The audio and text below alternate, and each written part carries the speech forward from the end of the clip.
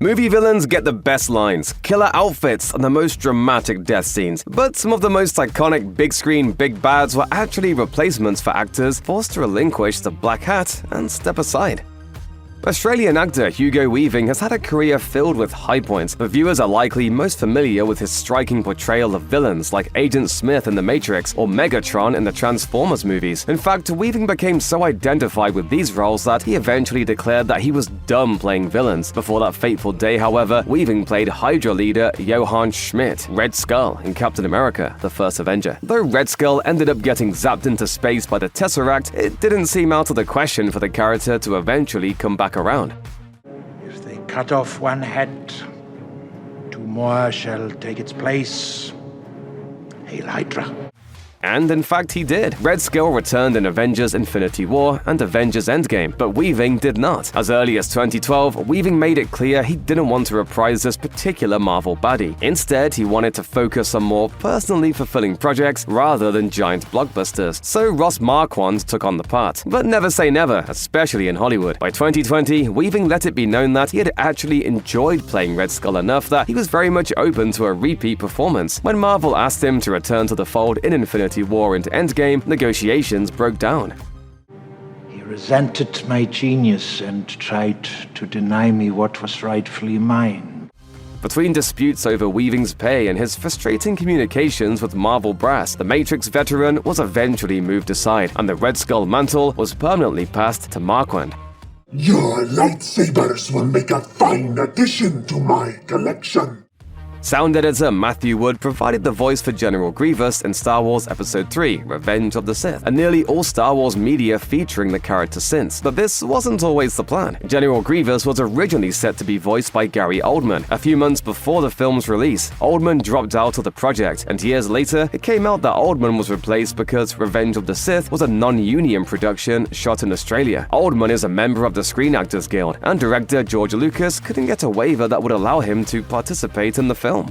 Say, Nicholas Hoult, care to raise a little hell? That query from Mission Impossible director Christopher McQuarrie on Instagram told the world he was playing Gabriel, the central villain in Mission Impossible Dead Reckoning Part 1. It reportedly happened thanks to Hoult impressing Tom Cruise with his Top Gun Maverick audition years earlier. Though he lost that job to Miles Teller, Hoult was now set to join the likes of Henry Cavill, Philip Seymour Hoffman, and Jon Voight in the pantheon of Mission Impossible movie villains. And the cherry on top was that Hoult was set to be the bad guy in both Dead Reckoning and its sequel. Unfortunately, the COVID-19 pandemic shut down Dead Reckoning just a few weeks into principal photography. This created scheduling conflicts with other Hoult projects like The Great and forced him to drop out. Esai Morales stepped into the role, which led to a radical overhaul of the character. I'm Gabriel. If you say so.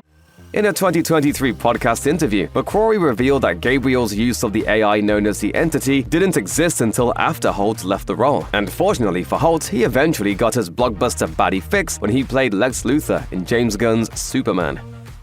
Excuse me? No, I don't think I will. Al Pacino's been making movies since 1969, but one thing he's never done is voice a character for a major animated feature. That looked to change with 2013's Despicable Me 2. Pacino was initially cast as Gru's foe, El Macho, but just 2 months before the film's release, Pacino left the project over creative disputes regarding his character. We could have ruled the world together, Gru. But now, you're gonna die. It was a remarkable turn of events, given that Pacino had worked on the film for over a year and his role had already been animated. His departure sent Despicable Me 2 into a tailspin. Benjamin Bratt was hired to revoice the character just weeks before the film's theatrical debut. El Macho. We wanted someone to be able to say that. Pacino has never talked publicly about his reason for quitting the project, but in recent years, internet sleuths have tracked down snippets of Pacino's original voice performance, which offer a glimpse into the heightened vocal affections Pacino brought to El Macho.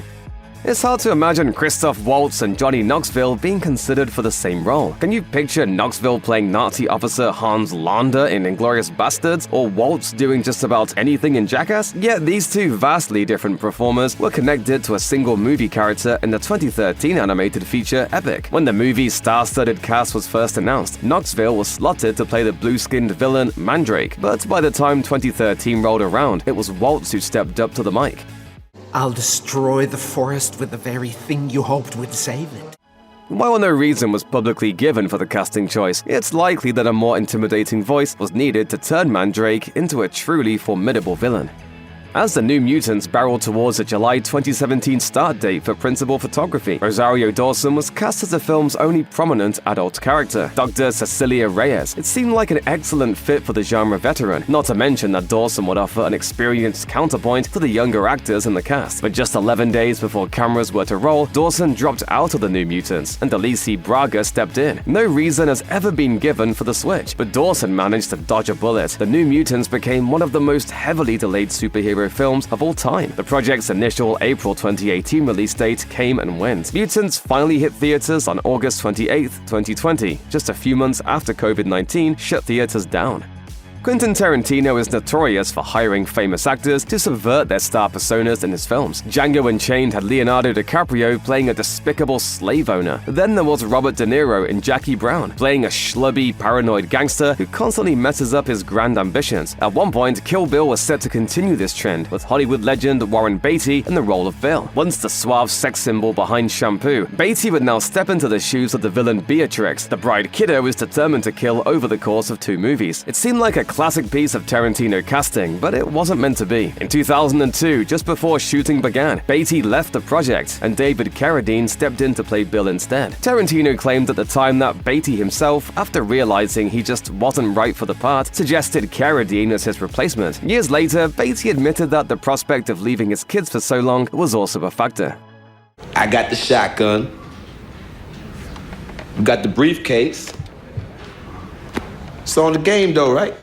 As if the late, great Michael K. Williams having a lead role in The Wire, one of the most acclaimed TV shows in history, wasn't enough to secure him legendary status, Williams was very nearly in a Star Wars movie. At one point, he was all set to play mobster Dryden Voss in Solo, a Star Wars story. But that version of the character, which made it into the final film as a scarred human, was to have been an alien heavily covered in prosthetics and CGI. Unfortunately, as all Star Wars geeks know, Solo ran into massive production trouble when original directors Phil Lord and Chris Miller were fired from the project. While most of the cast stuck around to work with replacement director Ron Howard, Williams was already committed to the Red Sea diving resort and Hap and Leonard. Paul Bettany eventually took on the role of Voss, reuniting with his A Beautiful Mind director.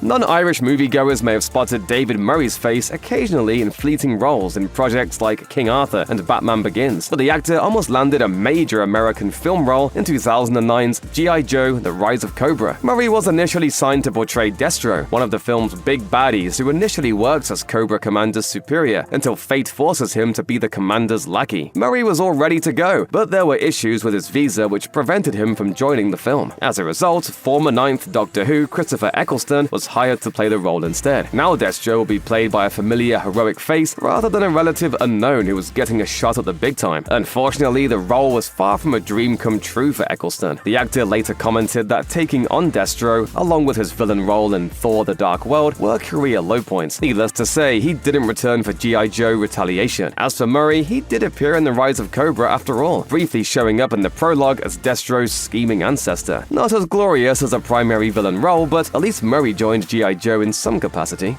How much do you know about show business, Mr. Valiant? Only there's no business like it. No business I know. Who wouldn't want to cast Bob Hoskins in a movie? Hoskins instantly lent a lived-in feeling to any role he played and embodied moral complexities with skill and finesse. Even the video game adaptation that he ultimately regretted filming, Super Mario Bros., still showed us Hoskins giving it his all on screen. But in a shock move, Brian De Palma decided to dump Hoskins from the cast of the 1987 film, The Untouchables. That's right, Hoskins was originally set to play Al Capone in the crime epic, although he wasn't the first choice for Capone. That was Robert De Niro, who was busy appearing in a Broadway play. But these conflicts eventually got resolved, and De Niro was cast in the part. There is violence in Chicago, of course, but not by me and not by anybody I employ, and I'll tell you why, because it's not good business. Hoskins famously learned about the switch in the newspapers, after which De Palma sent him a hefty $200,000 apology check. He said, "Thanks for your time, love, Brian." I phoned him up and said, "Brian, listen, you got any films you don't want me to be in, babe? I'm there for you." Hoskins would have been great, but the audience didn't suffer. The Untouchables delivered another iconic Robert De Niro performance as a gangster. As for Hoskins, he did just fine even without adding Capone to his legendary resume. You can't cheat death. There are no escapes. Tony Todd left an indelible mark on genre cinema, particularly in horror movies like Candyman and the Final Destination saga, but Todd also had extensive experience providing voice work for non-horror projects. He voiced the Fallen in Transformers: Revenge of the Fallen, and became a go-to voice for Darkseid in various direct-to-video animated DC Comics movies. But then there was a job that didn't happen, the role of Dormammu in the finale of Marvel's Doctor Strange. Todd talked about logging a lengthy recording session for Dormammu, a character for which Benedict Cumberbatch had also recorded dialogue. Apparently, the Doctor Strange producers wanted to keep their options open, recruiting Todd as a backup option. Just 2 weeks before the premiere of Doctor Strange, Todd was informed that he didn't make the final cut. The production went with Cumberbatch. It was a disappointing development for Todd, but one he took in stride as he shifted his focus to his next role.